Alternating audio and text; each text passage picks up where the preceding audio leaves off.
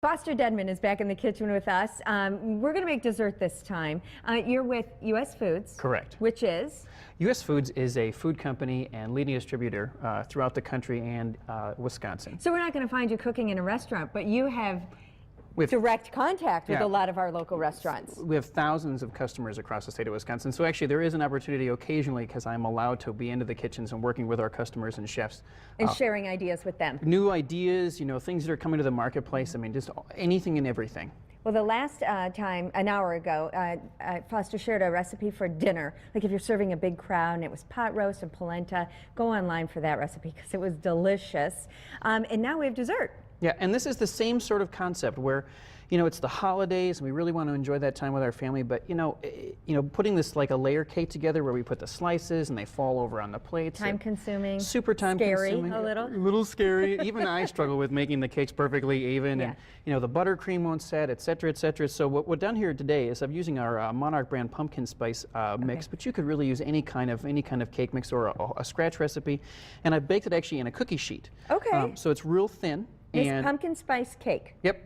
Okay. Yep. And it's very thin, but it also cools quickly. And we're going to use the same cutter that we used from the polenta, obviously washed. Okay. And we're going to cut our cakes up. And if you don't have one, you can use a can. You can use a soup can cut out exactly. And then most people have, because we do a lot of canning here in Wisconsin. But even if you didn't, using a coffee cup, I think would be the exact same kind of presentation. I kind of like this though because it's clear.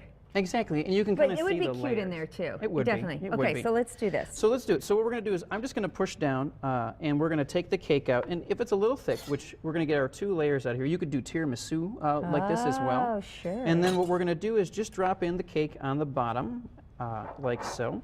And then we're going to do the frosting. Now, if you don't happen to have a swatch of pastry bags, you could just use a Ziploc bag and cut the corner off exactly.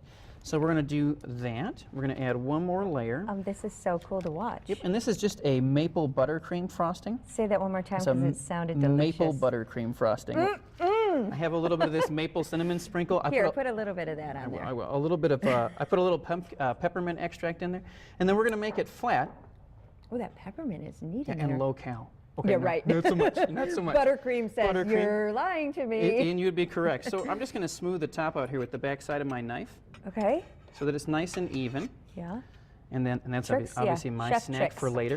We're going to put it on top. If you'd be so kind as to give me some. What is this? This is our candied pecans, actually. Ooh. Just a little bit of sugar, a little bit of spice, just over the top. Exactly. See, I can't even get it right. I better put more on to make it look even.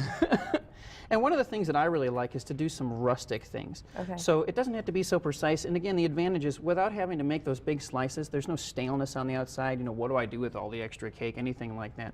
Isn't that fun? It's really delicious. And now with that butter. How'd you do that? Now that's just with a little bit of sugar and then a little bit of caramel down in the oven, actually. Okay. And then I'm going to take this real Vermont maple syrup over the top here. Real Vermont maple syrup. You could use real Wisconsin maple syrup. You could definitely use Wisconsin maple syrup. Look at how gorgeous that is. Just that little bit of rusticness, and then we're going to do just a little bit of this maple cinnamon sprinkle over the top. What do you think about the craze for the pumpkin spice?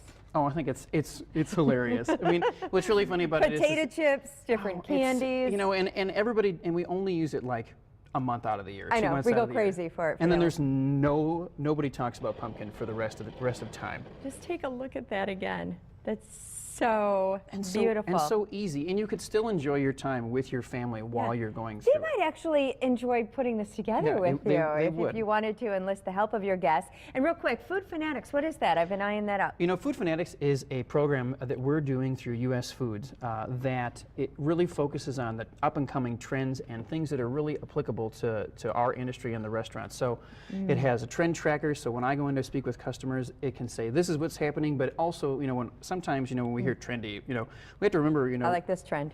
That's a good trend. Yeah. That it's really fun, and it's just about getting people new ideas. Thanks, Foster. My pleasure. How about if we invite Doug over and give him some of this? I think so. If we have to. Hey, the recipes for all this is online, fox11online.com. Click on Good Day Wisconsin, and we'll be right back. This is so good.